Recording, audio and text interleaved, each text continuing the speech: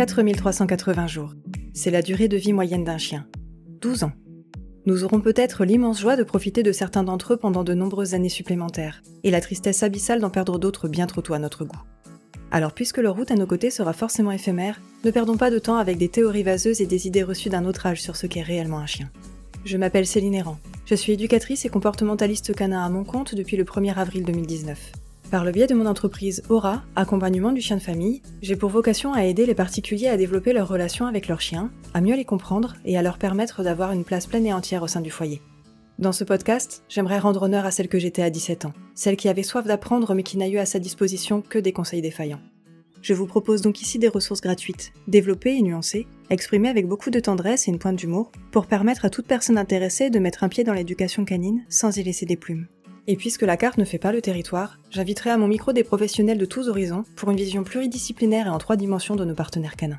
Parce que 4380 jours seront toujours trop courts, utilisons-les à bon escient pour devenir les meilleurs amis de ceux qui le sont déjà pour nous.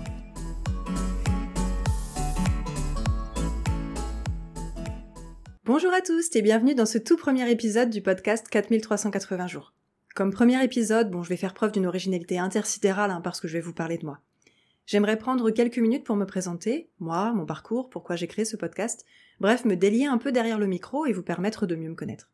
Comme vous avez pu l'entendre dans le générique, je m'appelle Céline Errand. Je suis éducatrice et comportementaliste canin à Derval, en Loire-Atlantique. Je suis en frontière de Bretagne, je suis située entre Rennes et Nantes. Pour vous expliciter comment j'en suis arrivée à devenir éduc en Bretagne, on va devoir remonter le temps parce que ma vocation et mes valeurs ne datent pas d'hier, j'avoue. Juste une petite parenthèse avant de commencer, j'aimerais placer ici un petit trigger warning. Je vais vous parler de mon parcours et il va parler d'éducation coercitive parce que j'ai malheureusement commencé comme ça. Mais ça veut dire que je vais parler de formes de maltraitance dont j'ai pu être témoin ou que j'ai dû faire, donc si cette partie-là est trop difficile pour vous, vous pouvez passer directement à la 10e minute de l'épisode, pour avoir la suite sans la coercition. Voilà, prenez soin de vous, je ferme la parenthèse. Déjà, il faut savoir que je n'ai jamais eu de chien, ni même grandi avec des chiens. Il m'arrivait d'en croiser de temps en temps pendant un repas de famille, mais ça serait vous mentir que de vous dire que cette passion est arrivée quand j'étais enfant. Non, moi ma passion de l'époque, c'était les chevaux. Bon, j'étais très originale, je sais. Les chiens, je les ai vraiment côtoyés qu'à partir de mes 17 ans. À cette époque-là, vous remarquerez que je parle comme une mamie d'ailleurs, mais au moment où je vous fais ce podcast, j'ai 32 ans. C'est peut-être un peu prématuré de parler d'époque. Mais bon, à ce moment-là, en 2009 plus précisément, je suis tombée sur une démonstration d'éducation canine pendant le Téléthon dans ma ville d'enfance. J'ai été sidérée par ce que je voyais. Ce jour-là, je n'ai pas vu les colliers étrangleurs ni les saccades. J'ai juste vu des chiens et des humains qui marchaient ensemble au même rythme, au coude à coude. Et j'avoue que cette fusion apparente m'a bouleversée. Je n'avais pas de chien, aucune connaissance en éducation canine, vraiment aucune, mais c'était décidé, moi aussi, j'aurai un chien un jour et je deviendrai monitrice d'éducation canine. Je suis arrivée la semaine suivante au club canin de ma ville, avec rien d'autre qu'un immense sourire et un culot considérable, pour demander si moi aussi je pouvais devenir monitrice. Bon, je l'ai fait un peu rire sur le moment, mais je ne pourrai jamais retirer à ce directeur de club que grâce à lui, une nouvelle voie s'est ouverte à moi, celle sur laquelle je marche encore aujourd'hui. Bon, certes d'une façon très différente, mais on y reviendra. Au bout de quelques mois à me former auprès des moniteurs de ce club, je me rendais de plus en plus compte que sans chien à mes côtés, je serais rapidement limitée dans mes apprentissages. Et puis soyons honnêtes, je commençais à être vraiment toute pleine de frustration à l'idée de ne pas avoir, moi aussi, un chien avec qui vivre de beaux moments. Alors après de très nombreuses recherches, je suis tombée amoureuse du berger blanc suisse. Si vous ne savez pas à quoi ressemble cette race, imaginez un berger allemand, tout blanc, avec le dos droit. C'est sublime. Cette race, ou tout du moins ce que j'en savais en ayant fait mes recherches et en ayant rencontré une personne qui en avait un, je savais qu'elle serait potentiellement compatible avec mon mode de vie. Quelques temps plus tard, j'ai trouvé une particulière qui ambitionnait à devenir éleveuse et qui venait d'avoir sa toute première portée. En recevant des photos des petits, je suis tombée en amour pour la petite merdeuse du groupe, celle qui mâchouillait la quenelle qui a été mise à disposition dans leur parc, celle qui était toujours couverte de boue. En arrivant sur place, le jour de l'adoption, j'ai demandé à l'éleveuse de ne pas m'indiquer quelle était la chienne que je désirais tant. Je voulais que mon choix soit un choix du cœur. À peine entrée dans la maison, une petite femelle s'est détachée du groupe et s'est jetée dans mes bras. Et l'éleveuse m'a dit « Oh, c'est elle, c'est celle que vous aviez choisie dans la portée. » Encore aujourd'hui, j'en ai des frissons rien que de vous en parler. Pour sûr, mon petit bébé chien, que j'ai appelé Laska, a été un choix du cœur. En revanche, mon petit nuage s'est rapidement assombri quand Laska s'est mise à hurler dans la voiture au retour. Je l'avais arraché à ses 2 parents qui aboyaient comme des furieux au portail, parce qu'ils nous ont vus partir, et leurs aboiements et les hurlements de Laska résonnent encore en moi aujourd'hui. La première nuit n'a rien arrangé. N'ayant aucune connaissance en la matière et suivant les conseils qu'on m'avait donnés, on l'a laissé pleurer. Laska a hurlé pendant plus d'1 semaine toute seule dans le couloir. Ça a été la première étape de la lente fracture de mon bébé chien. Au club, j'ai commencé à me rendre compte que quelque chose clochait, à sortir de mon déni quand le directeur du club m'a tendu un collier étrangleur à mettre au cou de ma chienne alors qu'elle avait même pas 3 mois. Il m'y a poussé en me disant qu'il fallait immédiatement que je lui montre qui est le chef. Il m'a dit, je cite, « Il faut que tu tires. Il faut que tu tires très fort. Il faut qu'elle crie. Si elle ne crie pas, c'est qu'elle n'a pas compris. » J'ai découvert pour la première fois de ma vie ce que c'était que de sortir de son corps, d'être en état de sidération. J'ai tiré sur ma chienne, sans comprendre pourquoi, et je l'ai fait pleurer. Je me suis fendue en deux ce jour-là. J'ai littéralement senti mon corps s'étirer de tous les côtés, heurté par ce qu'il venait de vivre et de faire vivre. Au fil des mois, j'ai pu constater comme les conseils qui m'étaient donnés au club canin portaient préjudice à ma chienne, à notre relation, mais aussi à ma confiance en moi. Les conseils reçus par les moniteurs plus expérimentés étaient présentés comme un mal nécessaire. Ils me répétaient que j'avais fait l'erreur de prendre cette race, que je devais la dominer pour qu'elle ne se retourne pas contre moi ou contre mes proches. Il faut savoir qu'à cette période, ma petite sœur était phobique des chiens. Ça lui faisait vraiment très, très peur. C'est d'ailleurs la raison pour laquelle j'ai pris un chiot, pour lui permettre de s'y habituer parce qu'à ce moment-là, je vivais chez mes parents. Alors forcément, j'ai suivi ses conseils assidûment, trop paniquée à l'idée de faire vivre à ma sœur des moments de terreur une fois que Laska serait devenue grande. Mais plus je suivais ses recommandations, la faire manger après nous, l'engueuler quand elle faisait une bêtise entre guillemets, ou la dominer en la plaquant en alfarol si elle me grognait dessus. Pour celles et ceux qui ne sauraient pas ce que c'est, plaquer le chien en alfarol, c'est en gros le retourner sur le dos et le maintenir de force dans cette position. Et plus je faisais tout ça, plus la relation avec Laska s'étiolait sous mon regard désabusé. Mais qu'est-ce que j'avais bien pu faire de mal, moi qui appliquais soigneusement les très nombreuses règles qui m'avaient été enseignées. On était loin de la relation tendre et douce que je rêvais d'avoir avec Laska. Ça faisait un moment que j'avais verrouillé son collier étrangleur pour qu'il n'étrangle pas, à défaut de pouvoir mettre un autre collier puisque je savais que sinon je me serais fait engueuler en arrivant au club. Peu à peu, j'essayais de trouver des solutions alternatives à ce qu'on me conseillait, et en parallèle, je me sentais coupable en me disant que peut-être si tout s'effondrait, si j'avais autant de problèmes avec Laska, c'est que je ne faisais pas assez d'efforts. J'étais en train de jongler entre ce que je voulais et ce qu'on me poussait à faire, et c'est une situation vraiment inconfortable que je ne souhaite vraiment à personne. Parce que oui, j'ai eu beaucoup de problèmes avec Laska. Elle était très distante, elle aboyait sur les gens, elle aboyait sur les passants. Dès le premier jour où elle est arrivée chez moi, pour le coup, c'était pas lié à ma façon de l'accompagner. Dès le départ, elle a aboyé sur les gens. Je me suis retrouvée avec un chiot qui était difficilement touchable, qui était peu câlin, qui était aboyeur, qui était sensible, qui avait peur de pas mal de choses. Et j'essayais du coup d'appliquer tous ces conseils, j'ai fait de mon mieux, et en même temps je voyais bien que ça ne marchait pas, mais je ne savais pas comment faire autrement. Avant d'aller plus loin, j'aimerais juste te rappeler le contexte de l'époque quand même. Je rappelle que j'avais à peine 18 ans à ce moment-là. C'était il y a 15 ans. Internet, les réseaux sociaux, les formations positives, tout ça n'en était qu'à ses débuts. C'était d'autant plus difficile de remettre en question ce qu'on me martelait, avec nombre de prémonitions apocalyptiques en plus, comme étant une vérité absolue. J'ai vraiment fait de mon mieux pour jongler entre tout ça. Jusqu'au jour où, au cœur de l'automne, aux alentours de sa première année, après une énième confrontation, Laska, poussée à bout, m'a sauté dessus et m'a mordu le bras. Elle avait arraché mon blouson, mais j'avoue que c'était surtout mon petit cœur tout mou qui semblait avoir été coupé en deux. Ce jour-là, j'ai eu un électrochoc salutaire. Peu importe que ces règles absurdes me permettent soi-disant d'être la chef du foyer, c'était pas la vie que je voulais pour ma chienne, ni l'éducation que je voulais lui proposer. J'ai pris le temps de revenir plusieurs fois au club en prenant bien soin de laisser Laska à la maison, pour observer avec un regard nouveau ce qui m'avait été enseigné depuis quasiment 2 ans. J'ai pris conscience de toutes les maltraitances que les chiens subissaient sous prétexte de mal nécessaire. Les chiens portaient des colliers étrangleurs, certains portaient des colliers torcatus. Si vous ne savez pas ce que c'est un collier dont les pointes en métal sont tournées vers le cou du chien. Dans mon club, certaines personnes les aiguisaient pour qu'elles percent la peau, avec les dégâts dramatiques que vous pouvez imaginer sur les chiens qui les portaient. Certains chiens portaient aussi des colliers électriques. Oui, aussi. Je n'ai pas fourché. L'un des chiens du club avait un torcatus et un collier électrique. Et même si c'est pas particulièrement risible, ce chien faisait 10 kilos à peine. J'ai vu des chiens pendus au bout de leur collier, recevant des coups de pied, se faisant vertement réprimander, être tirés de force au sol pour se coucher. J'ai vu des chiens grognant, hurlant, se plaquant au sol. Ce qu'on m'avait vendu comme une éducation nécessaire n'était ni plus ni moins que de la torture. Et ne parlons même pas du turnover de personnes autour de ce club, Le nombre de personnes qui sont venues et sont reparties aussi secs, de personnes qui ont fini par douter, qui ont fini par maltraiter, malmener leurs chiens parce qu'on n'arrêtait pas de leur dire que c'était ce qu'il fallait faire. J'ai énormément de compassion pour les personnes qui, comme moi, ont suivi les conseils de ce club, qui n'est pas du tout une exception, qu'on se le dise, et encore aujourd'hui en 2025, ce n'est pas une exception. Et toutes ces personnes se sont retrouvées à payer les pots cassés, pour leurs chiens, mais aussi pour elles, parce que vous n'imaginez pas la douleur que c'est pour soi, que de faire subir ça à son chien, et de voir ensuite toutes les conséquences désastreuses que ça a pu faire sur la relation, sur l'état émotionnel de son chien. C'est catastrophique, sincèrement c'est catastrophique. Je suis partie du club ensuite. Alors, non sans remarque piquante de la part du directeur du club qui m'a rappelé qu'il m'avait payé mon premier degré de monitorat.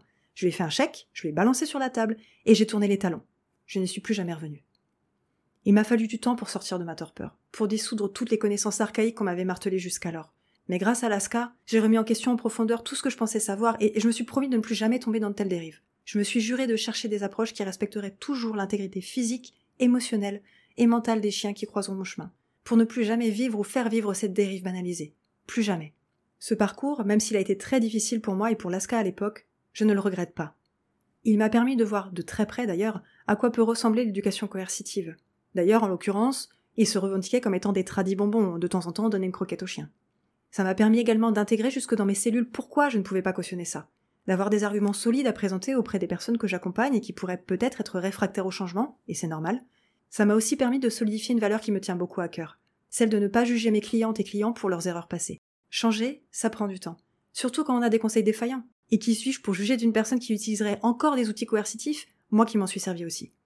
Ça m'a permis de ne pas me poser en chevalière de la bonne parole, parce que je sais que mon propre parcours n'a pas toujours été pavé de roses. Suite à ces épreuves, ma relation avec Laska n'a jamais pu pleinement guérir. Je savais que j'avais brisé quelque chose en elle qui ne se réparerait à jamais vraiment. Je n'appliquais plus sur elle les conseils qui m'avaient été donnés, mais j'avais été associée à ces moments douloureux et angoissants qu'elle avait pu vivre à cause de moi. Elle n'en est pas devenue malheureuse pour autant. Elle s'est liée extrêmement fort à mon compagnon et ils ont eu une relation magnifique. De notre côté, elle et moi, on est devenus très amis. Et elle a continué à me former, à me faire me remettre en question. Elle m'a initié entre autres à la communication animale. Mais on reparlera plus en détail de mon côté perché si ça vous intéresse. Quand Laska a eu 2 ans, on a déménagé près de Lille. Et de mon côté, j'avais envie de reprendre un chien entre guillemets à moi puisque Laska m'avait clairement exprimé préférer être avec mon chéri. Cette fois, je souhaitais adopter un chien en refuge, avec l'espoir, un peu naïf, de tomber sur un chiot type labrador noir, parce que c'est une race qui m'a fait rêver depuis l'enfance. Je fais d'ailleurs un bisou de loin à Snoopy, le labrador de ma tante, qui est parti depuis plusieurs années maintenant, mais qui est celui qui m'a fait me dire que les labradors sont des chiens absolument merveilleux. Dans le second refuge qu'on a visité, on m'a annoncé qu'une portée de labrador venait d'être abandonnée dans un terrain vague et qu'ils cherchaient une famille. Je suis allée les rencontrer et, comme par hasard, ils étaient noirs comme la suie. Dans ce refuge, j'ai rencontré le chien de ma vie.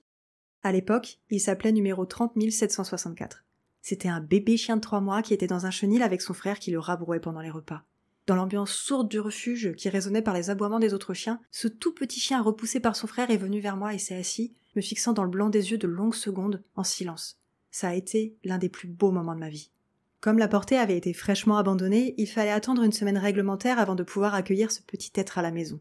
Une semaine d'insomnie et de peur que celles qui l'avaient abandonné là ne viennent à changer d'avis. Les jours sont passés et est enfin arrivé le moment où je pouvais prendre dans mes bras mon petit protégé et partir avec lui.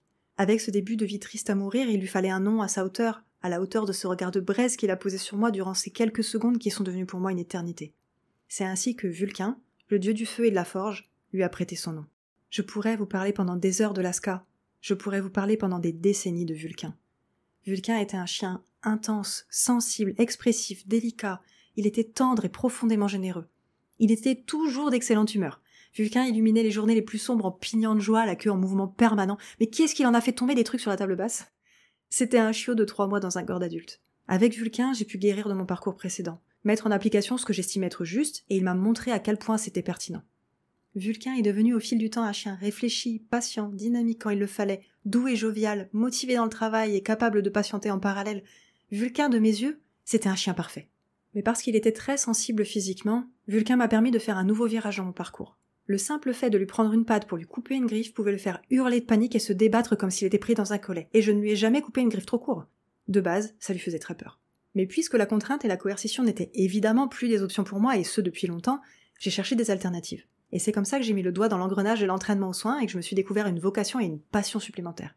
Grâce à notre travail de désensibilisation, Vulcain est passé d'un chien incapable de se faire toucher la patte à un chien capable de faire de nombreux soins en donnant son consentement.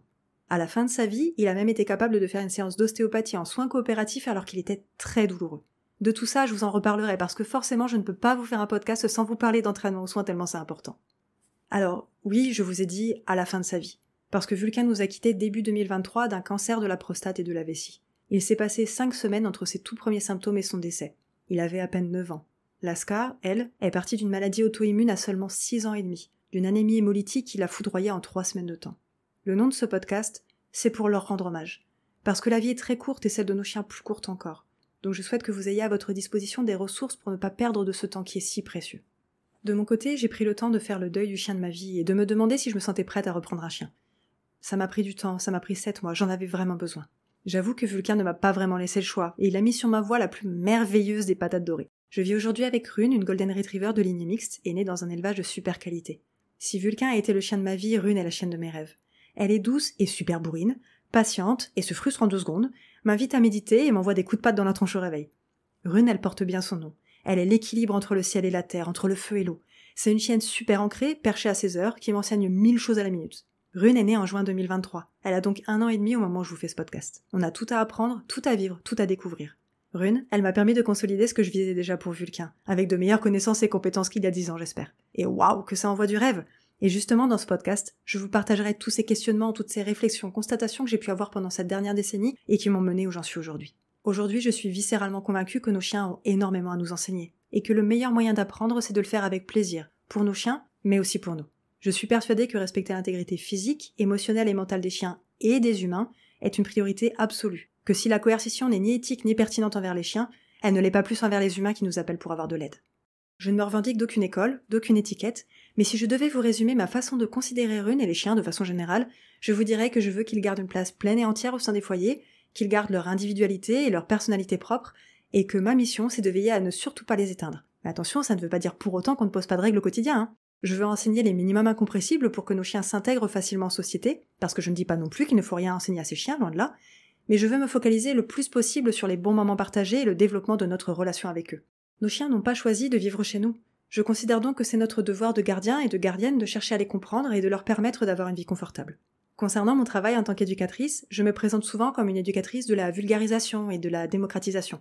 Imaginez-moi comme une sorte de médecin généraliste. J'accompagne les problématiques du quotidien, et pour les problématiques plus spécifiques, je n'hésite jamais à renvoyer vers un ou une autre professionnelle qui est spécialisé dedans. Moi, mon dada, ce qui me porte au quotidien, c'est d'expliquer des concepts de façon simple et ludique pour permettre à un maximum de personnes d'avoir des infos fiables et de ne pas faire les mêmes erreurs que moi. Je crois viscéralement que le meilleur moyen de faire avancer la condition de vie des chiens, c'est de faire changer la vision d'un maximum de personnes, même un tout petit peu. Une fois que le feu de paille s'est allumé, je suis persuadée que les choses peuvent changer rapidement. Bon, traitez-moi d'optimiste incorruptible, mais c'est ma vision du monde. Concernant mon parcours de formation, j'en ai suivi un paquet. Ça me prendrait une demi-heure supplémentaire de toutes vous les citer et vous les expliciter, mais vous pouvez vous rendre sur mon site internet www.aura-education.fr et vous y trouverez tout mon cursus. Mais s'il y a une formation en particulier que j'aimerais mettre en avant aujourd'hui, c'est une formation qui n'a dans l'absolu rien à voir avec les chiens. J'ai toujours été persuadée qu'être éducateur canin, c'est accompagner le chien peut-être 10% du temps et accompagner l'humain tout le temps qu'il reste. De ce fait, j'ai décidé de suivre en 2016 un DUT carrière sociale mention éducateur spécialisé, pour me former dans l'accompagnement de l'humain. Cette formation m'a beaucoup chamboulée, m'a fait souffrir aussi, et elle m'a fait changer en profondeur. L'une des premières phrases que nous a dit notre responsable de formation a été la phrase suivante. « On va vous tordre pour mieux vous redresser ».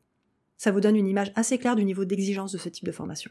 Si je vous en parle ici, c'est parce que j'ai eu l'occasion de faire au total 7 mois de stage en institut médico-éducatif. Dans ce type de structure, différents professionnels de tous horizons gravitent autour des enfants qui y sont accueillis. Éducateurs spécialisés, infirmiers, psychologues, psychiatres, professeurs, etc. S'il y a bien un aspect qui m'a vraiment fascinée, c'était les moments de réunion. Ces tables rondes autour desquelles tous les pros se regroupaient pour parler d'un enfant en particulier et chercher un moyen de l'accompagner au mieux. J'ai adoré ces moments, et c'est exactement comme ça que je conçois l'accompagnement des chiens. Personne, absolument personne ne peut être spécialisé dans tous les domaines.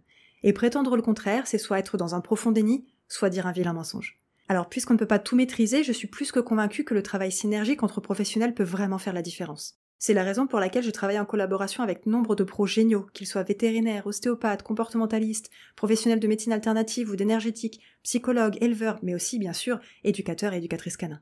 Je pense que la vision 2.0 de l'accompagnement des chiens et de leurs familles, c'est un accompagnement holistique, collaboratif, parce qu'on a tout à gagner à travailler ensemble. Et puisque cet aspect me tient considérablement à cœur, je vous proposerai au sein de ce podcast des tables rondes, des regards croisés entre différents professionnels du milieu canin et des particuliers concernés par une problématique spécifique. Car oui, si nous sommes des spécialistes dans nos domaines respectifs, vous êtes les spécialistes de vos chiens. Et vous devriez vous aussi avoir un droit de parole sur la réalité de votre quotidien. Voilà, vous savez tout. Enfin, une bonne partie. En gros, j'aime les gens, j'aime les chiens, et je veux que tout le monde soit épanoui au sein du foyer sans oublier quelqu'un au passage. Je pense qu'ensemble on va plus loin, et que tout seul on ne va pas forcément plus vite. Je pense que respecter l'intégrité physique, émotionnelle et mentale des chiens et des humains devrait être notre priorité absolue. Je pense que nos chiens sont des partenaires, qui ne sont ni des vitrines ni des faire-valoir, juste des membres du foyer qui méritent d'avoir leur propre place. Sans dominance ni excès de contrôle, mais sans anthropomorphisme exacerbé non plus. Je pense qu'on a le droit à l'erreur, que le mieux est l'ennemi du bien et que les appels à la perfection sont délétères. Je pense également que les extrêmes sont toxiques et qu'on ne peut réellement décrire le monde que si l'on fait preuve de nuance et de mesure. Bon, j'ai essayé de faire court, mais vous allez vite découvrir que je ne suis pas la reine des propos concis. D'ailleurs, si vous voulez découvrir mon travail plus en détail, n'hésitez pas à aller visiter mon site internet www.aura-education.fr, ma page Facebook Aura Accompagnement du chien de famille, qui regorge d'articles en tout genre, ou ma page Instagram, @auraeducation tout attaché. Parce que ça fait bientôt 6 ans que j'écris des pavés, alors vous avez de quoi lire pour vos longues soirées d'hiver.